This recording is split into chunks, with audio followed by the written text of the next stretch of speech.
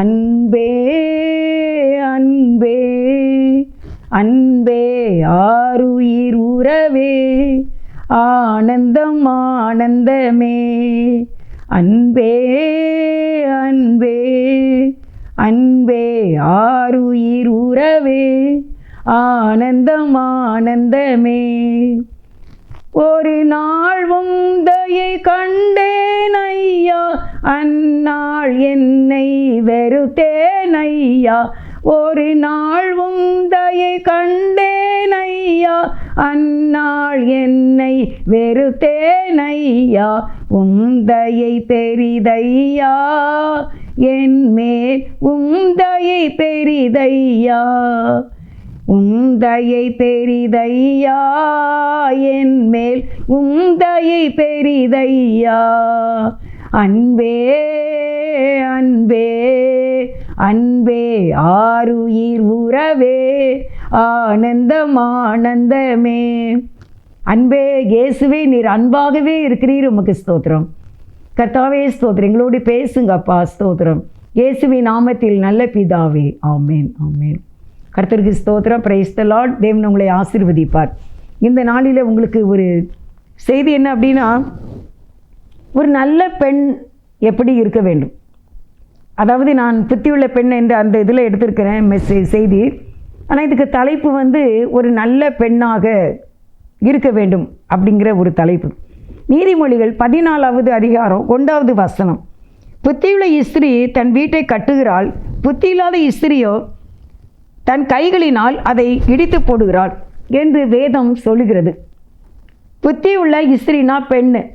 அந்த பெண் வந்து தன் வீட்டை என்ன செய்கிறாள், கட்டுகிறாள். அதாவது வீட்டை கட்டுகிறாள் அப்படின்னா வீடு கொத்தனார் வச்சு நம்ம வீடு கட்டுறது அதை சொல்லலை. வீட்டில் உள்ள வாழ்க்கையை, குடும்பத்தை கட்டக்கூடிய பெண்ணு, அதான் புத்தி உள்ள பெண். ஒரு டேலண்டாக, திறமைசாலியாக இருக்க வேண்டும். அது வாலிப பிள்ளையாக இருக்கும்போது கூட அப்படி இருக்கணும். திருமணம் ஆனவர்கள் விசேஷமாக தன்னுடைய குடும்பத்தை எப்படி, தன்னுடைய கணவனை எப்படி நம்ம ஹேண்டில் பண்ணணும், பிள்ளைங்களை எப்படி வழி நடத்தணும் என்கிறதான ஒரு திறமை படைத்த ஒரு பெண்ணாக, ஒரு சாதனை நிறைந்த பெண்ணாக இருக்க வேண்டும். நான் கடந்த நாள் ஒரு செய்தி கேட்டேன். என்ன அப்படின்னா, ஒரு மகா வந்து ஒரு போட்டிக்காக, பேச்சு போட்டிக்காக செல்வதற்கு கண்ணாடி முன்னே நின்று தலை சீவி இருந்தார்களாம். அப்போ அவங்க அம்மா உள்ளே இருந்து கேட்டாங்க, இன்றைக்கி என்னம்மா ப்ரோக்ராம் அப்படின்னு.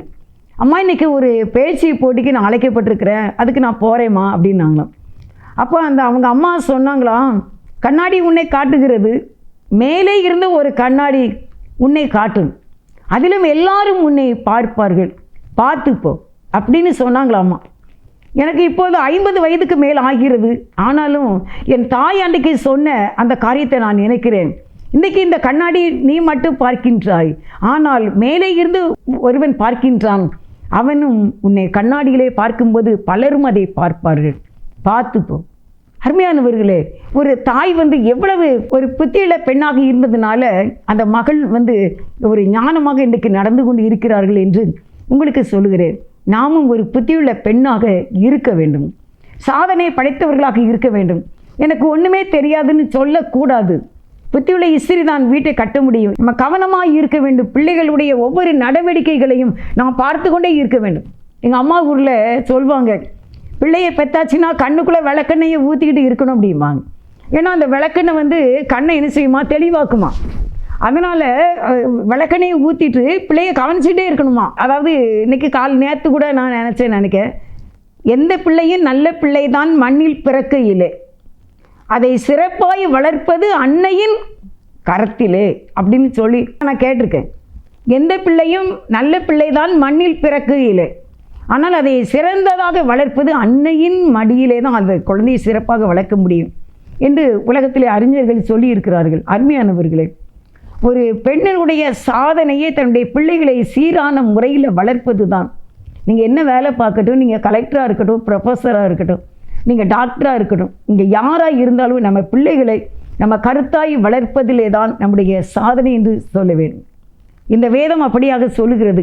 ஆனால் அந்த ஒரு புத்தி இல்லாத அந்த பெண் தன் கைகளினாலே தன்னுடைய வீட்டை இடித்து போடுகிறாள் என்று வேதம் சொல்லுகிறது. அப்படியானால் நம்ம எவ்வளவு கவனமாக ஒரு பெண் இருக்க வேண்டும் என்பதை நீதிமொழிகள் 31வது அதிகாரத்தில் சில வசனத்தை உங்களுக்கு நான் எடுத்து காட்ட இருக்கின்றேன். 31:10 பாருங்கள். குணசாலியான ஸ்திரியை கண்டுபிடிப்பவன் யார்? அவளுடைய விலை முத்துக்களை பார்க்கிலும் உயர்ந்தது என்று வேதம் சொல்லுகிறது. ஒரு குணசாலி பெண்ணை பார்த்த உடனே தெரிந்துவிடும். அந்த முகத்தில் உள்ள கலையிலே அந்த பெண்ணை பற்றி தெரிந்துவிடும். அந்த பெண்ணு சமாதானத்தை செய்யக்கூடிய பெண்ணாக இருக்க வேண்டும், ஞானமுள்ள பெண்ணாக இருக்க வேண்டும். நீதிமொழிகள் 31:10 இருந்து நீங்கள் பார்த்தீங்கன்னா நிறைய காரியங்கள் ஒரு பெண்ணு எப்படி இருக்க வேண்டும் என்பதை குறித்து சொல்லுகிறது. கணவனுக்கு எப்படி இருக்க வேண்டும்? அவள் புருஷனுடைய இருதயம் அவளை நம்புமாம். அவள் உயிரோடு இருக்கிற நாளெல்லாம் தன்னுடைய கணவனுக்கு நன்மையை செய்வாளாம். வியாபார கப்பலை போல இருக்கிறாள். எக்ஸ்போர்ட் அண்ட் இம்போர்ட், ஏற்றுமதி செய்ய வேண்டும் தேவனுடைய வார்த்தைகளை, இறக்குமதி செய்ய வேண்டும் தன் கணவனுக்கு தன் பிள்ளைகளுக்கு கர்த்தருடைய வார்த்தைகளை கற்றுக் கொடுக்க வேண்டும்.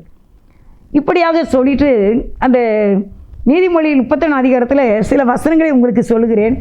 30 சௌந்தரியம் வஞ்சனை உள்ளது, அழகும் வீண், கர்த்தருக்கு பயப்படுகிற ஸ்திரியே புகழப்படுவார். யார் புகழப்படுவாங்க? எந்த பெண்ணு புகழப்படுவாள் அப்படின்னா, அழகு கிடையாது, சௌந்தரியம் கிடையாது, கர்த்தருக்கு பயப்படுகிற பெண். ஒரு பெண் கர்த்தருக்கு பயந்தா தன்னுடைய கணவனுக்கு துரோகம் செய்ய மாட்டாங்க, தன்னுடைய பிள்ளைகளுக்கும் துரோகம் செய்ய மாட்டாங்க, தாய் குடும்பத்துக்கும் துரோகம் செய்ய மாட்டாங்க, கணவன் குடும்பத்துக்கும் துரோகம் செய்ய மாட்டார்கள், தப்பு செய்ய மாட்டார்கள். கர்த்தருக்கு பயப்படுகிற பெண்ணு தான் புகழப்படுவாள். அதனால் அழகு புகழை கொண்டு வராது, சௌந்தரியம் புகழை கொண்டு வராது. கர்த்தருக்கு பயப்பட வேண்டும்.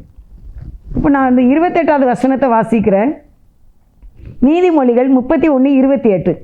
அவள் பிள்ளைகள் எழும்பி அவளை பாக்கியவதி என்கிறார்கள். ஒரு புத்தியுள்ள பெண்ணுடைய அவங்களுடைய பிள்ளைகள் எழும்பி தன்னுடைய தாயை பார்த்து சொல்வார்களாம் பாக்கியவதி என்று.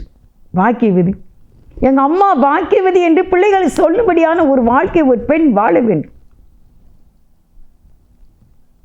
எங்கள் அம்மா எங்களை குற்றம் செய்யும் போது அதிகமாக கடிந்து கொள்வார்கள் என்று பிள்ளைகள் சொல்ல வேண்டும். பார்த்தும் பாராதது போல நம்ம பிள்ளைகளுடைய காரியத்தில் நம்ம இருக்கக்கூடாது.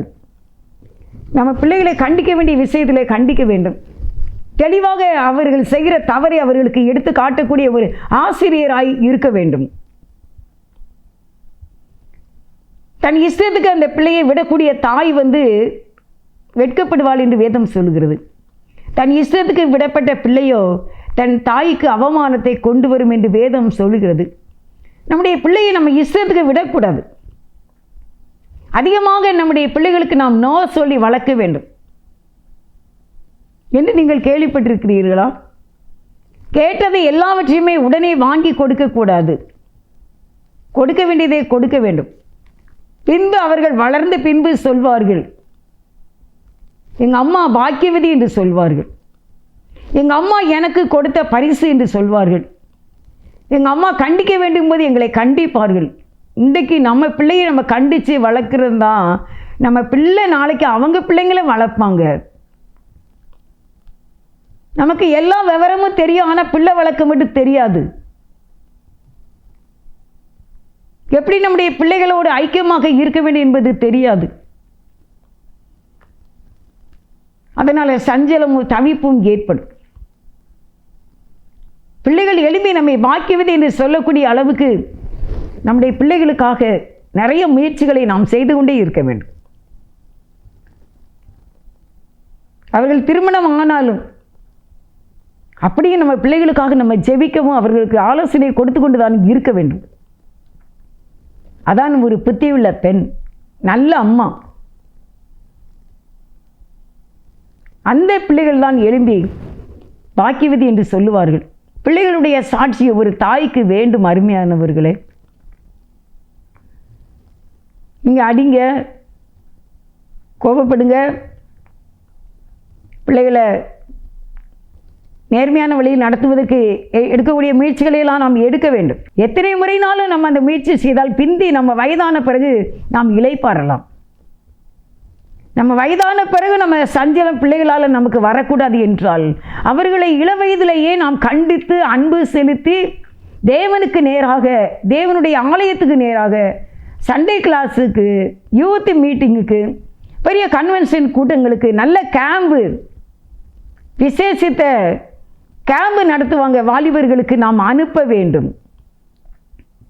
ஒரு சகோதரி சொன்னாங்க, தன்னுடைய பிள்ளையை வெளிநாட்டில் படிக்க வச்சு இருக்கும்போது தினமும் வீடியோ காலிலே என் பிள்ளையினுடைய முகத்தை நான் பார்ப்பேன்.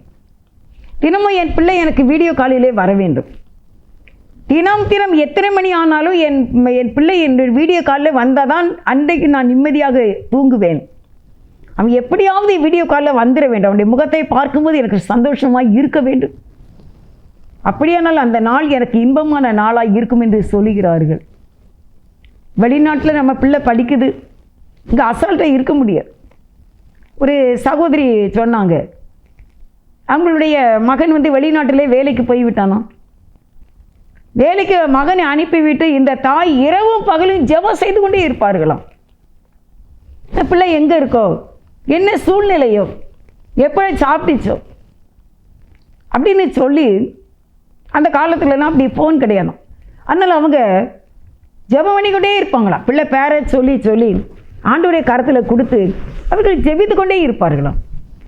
இன்றைக்கு தேவன் அந்த பிள்ளையை ஆசீர்வதித்திருக்கிறார் என்று சொல்லுகிறார்கள். எத்தனை ஆண்டுகள் என் பிள்ளை அங்கே இருந்துச்சு, அத்தனை ஆண்டுகளும் நான் ஜெபத்தில் தான் இருந்தேன். எல்லாம் ஃபங்க்ஷனுக்கு போவேன், ஆலயத்துக்கு போவேன், ஆராதனைக்கு போவேன், எல்லாம் செய்வேன். ஆனால் இரவு நேரங்களிலே வெளிநாட்டிருக்கிற பிள்ளைக்காக நான் ஜெபிப்பேன். இப்பொழுது அந்த பிள்ளை சொல்லுகிறதாம், என் அம்மாவின் தேவனே என்று அந்த பிள்ளை இப்பொழுது சொல்லுகிறதாம். அப்போ அந்த தாய்க்கு எவ்வளோ சந்தோஷமாக இருக்கும். அந்த நாளில் அந்த தூக்கத்துக்கு இடம் கொடுக்காமல் அவர்கள் ஜெபித்திருக்கிறார்கள்.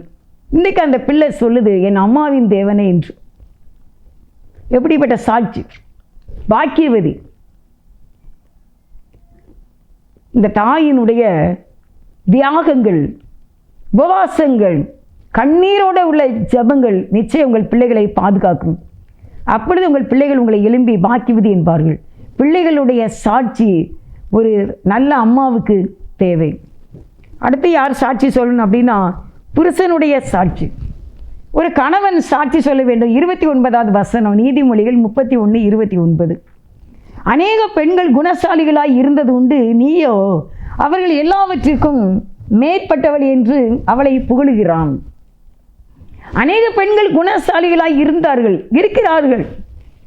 ஆனால் என் மனைவியோ எல்லாருக்கும் மேற்பட்டவள் என்று அந்த கணவன் சொல்லுகின்றார். என் மனைவி எல்லா பெண்களை விட மிக சிறந்தவள், அறிவுள்ளவள், ஒழுக்கமுள்ளவள், ஞானமுள்ளவள், பக்தி உள்ளவள். என் மனைவி ஜெபிப்பாள். ஒரு கணவனுக்கு மனைவியை பற்றி தெரிய வேண்டிய முக்கியமான காரியம், என் மனைவி ஜெபிப்பாள். 1000 டேலண்ட் உங்களுக்கு இருக்கட்டும், ஆனால் நீங்கள் ஜெபிக்கிற பெண்ணாக இருக்க வேண்டும். தேவ சமூகத்திலே காரியங்களை சொல்லிக்கொண்டே இருக்க வேண்டும். திருமணமா பிள்ளைகளுக்கு தேவ சமூகத்திலே ஜெபிக்க வேண்டும். உம்முடைய சித்தத்தின்படி ஆக கடவுது. படிக்கிற பிள்ளைகளுக்கு நல்ல குரூப்பு கிடைக்கணும், நல்ல காலேஜ் கிடைக்கணும், எல்கேஜிக்கு நல்ல சீட்டு கிடைக்கணும் அப்படின்னா ஜெபிக்கிறவங்களாக இருக்க வேண்டும். எங்கள் அம்மா ஜெபம் எனக்கு எப்படி உதவி செய், என் மனைவி ஜெபம் ஒரு நாள் வீண் போகாது என்று சொல்லக்கூடிய கணவன் சாட்சி சொல்ல வேண்டும். அருமையான மக்களே, பிள்ளைகளே, உங்களுக்கு நான் சொல்லுகிறேன், அருமையானவர்களே, உங்களுடைய கணவன் உங்களை குறித்து சாட்சி சொல்ல வேண்டும். ஏன்னா அன்பு தான் உங்ககிட்ட இருக்கணும். கணவனுக்கு தேவையானது அன்பு தான். எரிச்சலோட கோபத்தோடு உங்கள் கணவன்ட்டு நீங்கள் அண்டக்கூடாது. அவங்க ஒருவேளை கணவன் கோபக்காரங்களாக இருந்தாலும் நீங்கள் தாழ்மை உள்ளவர்களாகவும் அன்புள்ளவர்களாகவும் இருந்தால் அவர்களும் சீக்கிரமாக அன்பினாலே நிறையப்படுவார்கள். மனைவி பேசினாலே அன்பு தான் வரும் அப்படிங்கிறது ஒரு கணவனுக்கு தெரியணும். அந்த மனைவி அந்த புருஷனுடைய இருதயம் நம்பணும். எல்லா விஷயத்திலையும், பண விஷயத்திலையோ மற்ற எந்த விஷயத்திலையும் என் மனைவி எனக்கு துரோகம் செய்ய மாட்டாள் என்று ஒரு புருஷன் சாட்சி சொல்ல வேண்டும். அப்படியானால் அந்த பெண்ணு தன்னுடைய கணவனுக்காக தியாகத்தோடு இருக்க வேண்டும். கோபம் வரும், எரிச்சல் வரும், ஆங்காரம் வரும், ஆனாலும் அதையெல்லாம் அடக்க வேண்டும். கணவன் ஒரு மனைவிக்கு தலையாக இருக்கின்றான். அதனால் தலைக்கு கனம் வரக்கூடாது. நம்ம தலை எவ்வளவு, என் தலை இப்போ 2 கிலோ இருக்கும்ல, 2 கிலோ இருக்கும் என் தலை. ஆட்டுத்தலை வாங்குறாங்க 1 கிலோ 1.5 கிலோ இருக்குது ஒரு தலை. ஒரு சட்டி நிறைய குழம்பு வைப்பாங்க ஆட்டுத்தலையை. நம்ம தலையும் 1.5 கிலோ இருக்கும். ஆனால் வெயிட் இருக்கா? இல்லை. இவ்வளோ பெரிய தலையை அந்த கழுத்து உள்ள எலும்பு சுமந்துக்கிட்டு இருக்கு. எவ்வளோ நாள் இருக்குது நம்ம தொண்டை. ஆனால் இந்த தலையை பாருங்க, இத்தனை கிலோ அது பாட்டுக்கு இருக்குது. தலைவலின்னு வந்தால் தான் நமக்கு தலை இருக்குன்னு தெரியுது, மற்றபடி இந்த தலை இருக்குன்னே தெரியல. ஆனால் இந்த பெருமை என்கிறது தான் தலை கணம் அப்படிம்பாங்க. அப்போ இந்த கணமே இல்லாத ஒரு மூளையை சுமந்து நரம்புகள், நாளங்கள், சதைகள், எலும்புகள், பிளட்டு, எவ்வளோ பிளட் இருக்குது இந்த மண்டைக்குள்ளே, இவ்வளோத்தையும் சுமந்துக்கிட்டு இருக்கிற தலைக்கு கணம் வந்துட்டு அப்படின்னா அழிவு தான். தலைக்கணம் இருக்கக்கூடாது. கணவனை விட நான் பெருசு, என்ன எங்கள் கணவன் குடும்பத்தை விட எங்கள் அம்மா குடும்பம் தான் பெருசு அப்படின்னு பெருமை பாராட்டக்கூடிய தலைக்கணம் ஒரு பெண்ணுக்கு இருக்கக்கூடாது. தாழ்மையோடு இருந்தால் அந்த பெண் அந்த புருஷன் இடத்திலே சாட்சி பெறுவாள். வேதத்தின் அடிப்படையிலே உங்களுக்கு நான் சொல்லுகின்றேன். அநேக பெண்கள் குணசாலிகளாக நான் பார்த்திருக்கிறேன். ஆனால் என் மனைவியோ அவர்கள் எல்லாருக்கும் மேல்பட்டவள் என்று அந்த கணவன் சாட்சி சொல்ல வேண்டும் என்று இன்றைக்கு கர்த்தர் பேசி கொண்டு இருக்கிறார் நம்மோடு கூட. நம்ம பிள்ளைகள் கணவனை மதிக்க வேண்டும் என்று நம்ம எதிர்பார்க்கிறோம். உங்கள் மருமகா உங்கள் கணவனை மதிக்கணும், அன்பாக இருக்கணும்னு எதிர்பார்க்கீங்க. அப்போ நம்மளும் நம்முடைய கணவனை மதிக்க வேண்டும், அன்பு செலுத்த வேண்டும். அசால்ட்டாக நினைக்கக்கூடாது. கணவன் தான் தலை. அவர்களுக்கு கிறிஸ்து தலையாக இருக்கிறார். வேதம் சொல்லுகிறது. முதலாவது பிள்ளைகள் நல்ல அம்மா என்று சாட்சி சொல்ல வேண்டும். எங்களை கர்த்தருக்கு நேராக வழி நடத்தினார்கள் என்று சொல்ல வேண்டும். ரெண்டாவது கணவன் நல்ல மனைவி என்று சாட்சி சொல்ல வேண்டும். மூன்றாவது 31வது வசனம், நீதிமொழிகள் 31:31. அவள் கைகளின் பலனை அவளுக்கு கொடுங்கள், அவளுடைய செய்கைகள் வாசல்களில் அவளை புகழ கடவுது. இப்பொழுது வாசல்கள், அந்த பெண்ணுடைய வீட்டின் வாசல்கள் அவளை புகழ கடவுது. அப்படின்னா என்ன தெரியுமா? நம்முடைய குடும்பத்தில் உள்ளவங்களும் நம்ம பக்கத்து வீட்டில் உள்ளவங்களும் நம்மை குறித்து சாட்சி சொல்ல வேண்டும். அதான் வாசல்கள், அவளுடைய வீட்டின் வாசல்கள் புகழ வேண்டுமானால் நம்மை சுற்றி இருக்கிறவங்க, நம்ம குடும்பத்தில் உள்ளவங்க அந்த பெண்ணை குறித்து சாட்சி சொல்ல வேண்டும். நல்ல ஒரு பிள்ளை, இந்த வீட்டில் இது நல்ல மருமகா, இந்த வீட்டில் இது நல்ல மகா, இது ஒரு குத்து விளக்கு போன்றது, அநேகருக்கு ஆறுதலான பிள்ளை, சோசியல் ஒர்க்கு, தன்னார்வ தொண்டர், வாலண்டியராக ஒரு குடும்பத்தில் அன்பு செலுத்தக்கூடிய மகள். ஒரு வீட்டில் ஒரு நல்ல நிகழ்ச்சி இருந்தால் நம்ம வீட்டு பிள்ளை அதில் இறங்கி செயல்படணும். நான் அன்றைக்கி ஒரு வீட்டுக்கு வளைகாப்புக்கு போயிருந்தேன். தூத்துக்குடியிலலாம் ஒரு மண்டபத்தில் வளைகாப்பு நடந்துச்சு. அங்கே பார்த்தீங்கன்னா அந்த குடும்பத்தில் உள்ள பெண்கள் 2-3 பெண்கள் சேலையை முந்தாவணியை வரிஞ்சு கட்டிக்கிட்டு சட்டியை தூக்கி இடுப்பில் வச்சுட்டு அழகாக பந்தி வச்சாங்க. எவ்வளோ சீக்கிரமாக பந்தி வச்சாங்க. என் பேத்தியை கூட்டிகிட்டு போயிருந்தேன். அவள் சொல்கிறேன், ஏம்மா இந்த அக்கா மாதிரி என்னம்மா சர்வ் பண்ணுறாங்க, சமையல்காரங்களை விட ஆண்களை விட இந்த அக்கா மாதிரி தான் டக்கு டக்குன்னு சாப்பாடு வைக்காங்க அப்படின்னு சொன்னேன். நானும் பார்த்துக்கிட்டே இருந்தேன். நம்மளே இப்படி எங்கேயும் போய் சட்டியை தூக்குனது இல்லையே. சமையல்காரங்க சட்டி இவ்வளோ பெரிய சட்டி இருக்கும், அதை தூக்கி 2-3 பெண்கள் என்ன வேணும் கேட்டு எவ்வளோ சீக்கிரமாக அந்த பந்தியை முடித்தாங்க தெரியுமா? குறிப்பிட்ட நேரத்துக்குள்ளே அந்த பந்தியை முடித்தாங்க அந்த பெண்கள். நம்ம வீட்டில் ஒரு நிகழ்ச்சி நடக்குன்னா நம்ம இறங்கணும், அங்கே களத்தில் இறங்கிடணும். தெபராலை போல, யாகேலை போல. அதுதான் அந்த வீட்டு வாசல்கள் புகழ்ந்து. இன்றைக்கு அந்த பெண்களை பற்றி நான் புகழ்ந்து கொண்டு இருக்கின்றேன். அதே மாதிரி நீங்கள் செயல்படுவீர்களா இன்றையில் இருந்து? இதுதான் பெருந்தன்மை, பெருமை கிடையாது. பெருந்தன்மையுடன் இருக்க வேண்டும், குணசாலி பெண்ணாக இருக்க வேண்டும். அப்படி இருக்கும் பொழுது நம்மை சுற்றிலும் உள்ளவர்கள் நம்மை புகழ்வார்கள். வாசல்கள், அவளுடைய செய்கைகள் வாசல்களில் அவளை புகழ கடவுது. சுற்றிலும் இருக்கிற மக்களும் ஜனங்களும், நம்ம தெருவில் உள்ளவர்களும், நம்ம வீட்டில் உள்ளவர்களும் புகழ வேண்டும். ஒரு நாள் இப்படி ஒரு சாட்சியை கேட்டேன். ஒரு கடையில் சரியான கூட்டம். அந்த கூட்டத்தில் அந்த கடை முதலாளி ஜாமான் கொடுத்து கொண்டு இருக்கின்றார். அதில் ஒரு அக்கா நேரத்தோடே வந்துட்டாங்களாம். அப்போ அந்த அக்கா சொன்னாங்களாம், தம்பி எனக்கு ஜாமான் கொடுப்பா அப்படின்னு சொன்னாங்களாம். அதுக்கு அந்த கடை முதலாளி சொன்னாராம், நீங்கள் கோபமே பட மாட்டீங்களாமே, நீங்கள் ரொம்ப பொறுமையாக இருப்பீங்களாமே, அதனால் கோபமாக இருக்கிறவங்களுக்கும் பொறுமை இல்லாதவங்களுக்கும் ஜாமான் கொடுத்துட்டு திருப்பி உங்களுக்கு கொடுக்கலான்னு நினச்சிக்கிட்டு இருக்கேன் அக்கா அப்படின்னு சொன்னானா அந்த கடை முதலாளி.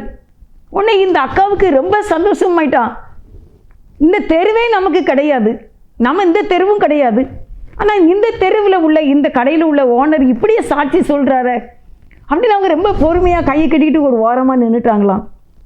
ஆண்டவரே உம்முடைய கிருபை அப்பா, எனக்கே தெரியாதுப்பா, இப்படி ஒரு சாட்சி கேட்கின்றேன், உமது நாம மகிமைப்படுவதாக, உமக்கே துதி கனம் மகிமையை செலுத்துகிறேன் என்று சொல்லிவிட்டு வந்தார்களாம் ஜாமான் வாங்கிட்டு.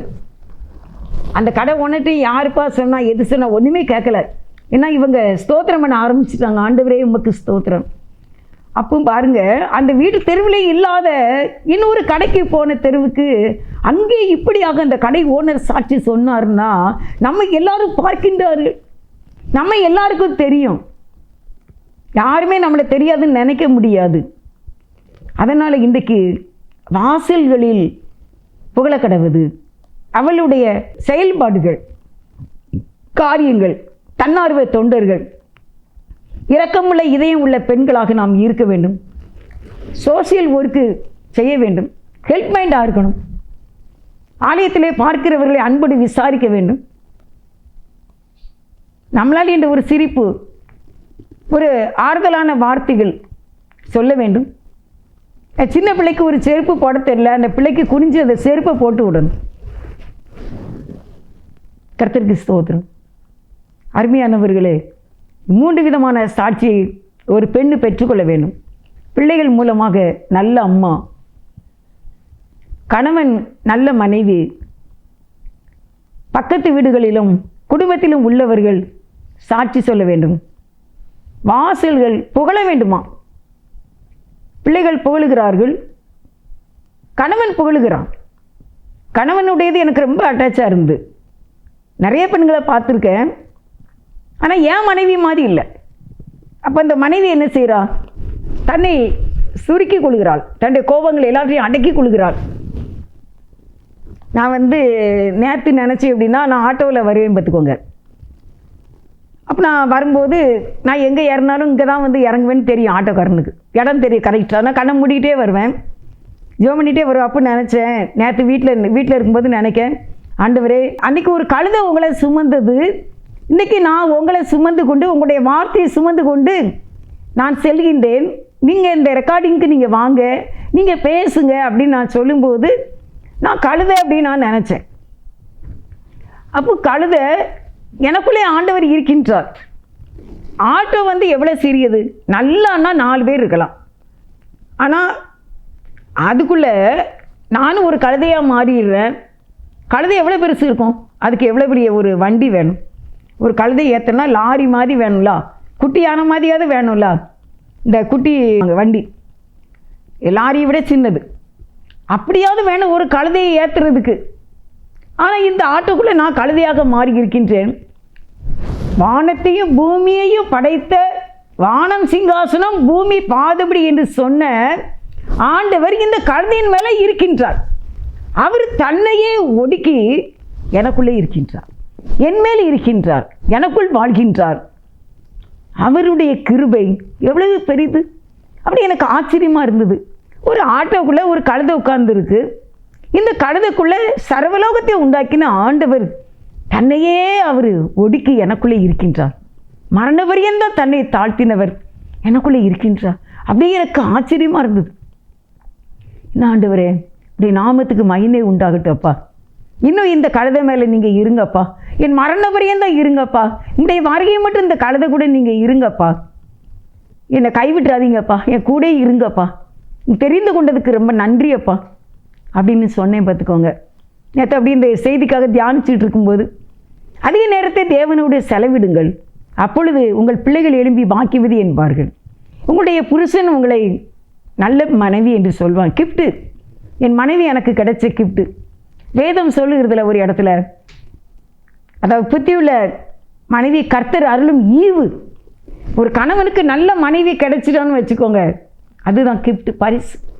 அவன் எங்கனாலும் உட்காருவான். இந்த வசனம் வாசிக்க நீதிமொழி 31:23 வசனம். அவள் புருஷன் தேசத்து மூப்பர்களோடு நியாயஸ்தலங்களில் உட்கார்ந்து இருக்கையில் பேர் பெற்றவனாய் இருக்கிறான். ஒரு புருஷன் தேசத்து மூப்பர்களிலே வாசலில் உட்கார்க்கிறார். பஞ்சாயத்து விவோ ஆபீசராக இருக்கின்றான். காரணம் இந்த பெண்ணு தான். இந்த பெண்ணு சஞ்சலத்தை கொடுக்கல, சமாதானத்தை கொடுக்கக்கூடிய பெண்ணாக இருக்கின்றான். கணவன் வெளியே புறப்படும் போது அன்பான வார்த்தைகளை சொல்லி அனுப்பக்கூடிய பெண்ணாக இருக்கின்றாள். அதனால் அவன் தேசத்து மூப்பர்களோட உட்கார்ந்திருக்கின்றான். நியாயஸ்தலத்தில் ஜட்ஜாக இருக்கின்றான் என்று வேதம் சொல்கிறது. இதுக்கு எல்லாமே பின்னால் பேக்ரவுண்டில் ஒரு மனைவி தான் காரணம், ஒரு பெண்ணு தான் காரணம், நல்ல மனைவி தான் காரணம். அருமையானவர்களே, நல்ல பெண்ணு தன் வீட்டை கட்டுவாள், குடும்பங்களை, பிள்ளைகளை, மருமக்களை, பேரன் பேத்தியை சேர்த்து சேர்த்து கூட்டி கட்டக்கூடிய பெண்ணாக இருக்க வேண்டும். புத்தியில்லாத பெண்ணு கைகளினாலே இடித்து போடுகிறாள். அங்கே இங்கேயுமாக கோல் சொல்லி தெரியக்கூடாது. குடும்பத்தை காக்கக்கூடிய ஒரு பெண்ணாக இருக்க வேண்டும். 3 பேர் சாட்சி சொல்ல வேண்டும் என்று சொன்னேன். பிள்ளைகள் எழும்பி அம்மா நல்ல அம்மா என்று சொல்ல வேண்டும். கணவன் எழுந்து நல்ல மனைவி என்று சொல்ல வேண்டும். பக்கத்தில் உள்ளவங்க, வீட்டில் உள்ளவங்க புகழ வேண்டும் நல்ல பெண் என்று. இப்படியாக இருந்தால் ஒரு பெண் புத்தியுள்ள பெண் என்று வேதம் சொல்கிறது. நம்ம ஐக்கியம், தேவனோடு நம்முடைய ஐக்கியம் இருக்க வேண்டும், சபையோடு நம்ம ஐக்கியம் இருக்க வேண்டும். இதை நம்ம அசட்டை பண்ணக்கூடாது. சிலர் அசட்டை பண்ணுவார்கள். ஜெபிக்கிறவங்களாக இருக்க வேண்டும். ஒரு பெண்ணுக்கு இருக்க வேண்டிய குணங்கள், அவள் ஜெபிக்க வேண்டும், அவள் வேதம் வாசிக்க வேண்டும், தேவாலயத்துக்கு செல்ல வேண்டும், தேவனுடைய பிள்ளைகளோடு ஐக்கியம் வைத்து கொள்ள வேண்டும். முக்கியமானது. வீட்டிலே பிலமோனில் 2வது வசனத்தை எடுத்திருக்கேன். வீட்டிலே கூடும் சபையை வாழ்த்துங்கள் என்று சொல்கிறார். பிலமோனில் 2வது வசனம், பிரியமுள்ள அப்பியாளுக்கும் எங்கள் உடன் போர் சேவகனாகிய அர்க்கிப்புக்கும் உம்முடைய வீட்டிலே கூடி வருகிற சபைக்கும் எழுதுகிறதாவது. அப்போ அந்த அப்பியாள் அந்த வீட்டிலே ஜெபக்கூட்டம் நடைபெறுகிறது. அங்கே கூடி வருகிற யாவரையும் வாழ்த்துங்கள் என்று பவுல் வாழ்த்துகிறார். அருமையானவர்களே, நாம் தேவனுடைய பிள்ளைகளோடு ஐக்கியம் வைத்து நம்ம வீட்டிலே குடும்ப ஜெபம் செய்ய வேண்டும். தேவனை நோக்கி ஜெபிக்கிறவர்களாக இருக்க வேண்டும். கர்த்தரை அண்டி பிடித்து கொள்ள வேண்டும். அப்பொழுது கர்த்தர் உங்களுக்கு ஞானத்தை தருவார், புத்தியை தருவார், எப்படி பிள்ளைகளை நடத்த வேண்டும் என்ற வெளிப்பாடுகளை கொடுப்பார். கணவனுக்கு பிள்ளைகளுக்கும் தீர்க்க ஆயுசுக்காக ஜெபிக்கிற ஒரு நல்ல அம்மாவாக, மனைவியாக நாம் இருக்க வேண்டும். ஜெபம் செய்வோம். நேசிக்கிற நல்ல பிதாவே, மே துதிக்கிறப்பா. ஆண்டவரே, நாங்களும் சாட்சியுள்ள பெண்களாக இருக்கும்படி கிருபை செய்துள்ளோம். பிள்ளைகள் பாக்கியவதி என்று சொல்ல வேண்டும். கணவன் நல்ல குணசாலி பெண் என்று சொல்ல வேண்டும். வீட்டிலே உள்ளவர்கள் பக்கத்து வீட்டில் உள்ளவங்க புகழ வேண்டும். அப்படியாக ஒரு பெண் இருக்க வேண்டும் என்று எங்களுக்கு கற்றுக் கொடுத்த கிருபைகளுக்காகவே துதிக்கிறோம். ஆண்டவரே, உங்களுக்கு நாங்கள் ஸ்தோத்திரம் செலுத்துகிறோம். எங்களை வழி நடத்துங்க ஏசப்பா. எங்களை ஆசீர்வதிக்கும்படி ஜெபிக்கிறோம் ஏசப்பா. எங்களை கண்மணியைப் போல காத்துக்கொள்ள வேண்டும் என்று ஜெபிக்கிறோம் ஏசப்பா. நாங்கள் ஜெபிக்க வேண்டும், ஜெபிக்க வேண்டும். எப்பொழுதும் நாங்கள் ப்ரேயர்லே இருக்க வேண்டும் பெண்கள். ஆண்டவரே, அப்படியா நீர் உதவி செய்யுங்க. பிள்ளைகளை ஆலயத்துக்கு நேராக, தேவனுடைய கிருபைக்கு நேராக வழி நடத்தக்கூடிய பிள்ளைகளாக இருக்க வேண்டும். இயேசுவே, உமக்கே ஸ்தோத்திரம். எங்களை ஆசீர்வதிங்கப்பா. ஆண்டவரே, உங்களுக்கு நன்றி செலுத்துகிறோம். ஒரு குணசாலியான பெண்ணை கண்டுபிடிப்பவன் யார்? அப்படியாக நாங்கள் குணசாலி பெண்ணாக மற்றவர்களுக்கு தெரியும்படி கிருபை செய்ய இந்த ஜெபத்தை என் தேவனுடைய சமூகத்தில் ஏறெடுக்கிறேன். இயேசுவின் நாமத்தில் வேண்டிக் கொள்கின்றேன், ஜீவனுள்ள நல்ல பிதாவே. ஆமென். God bless you.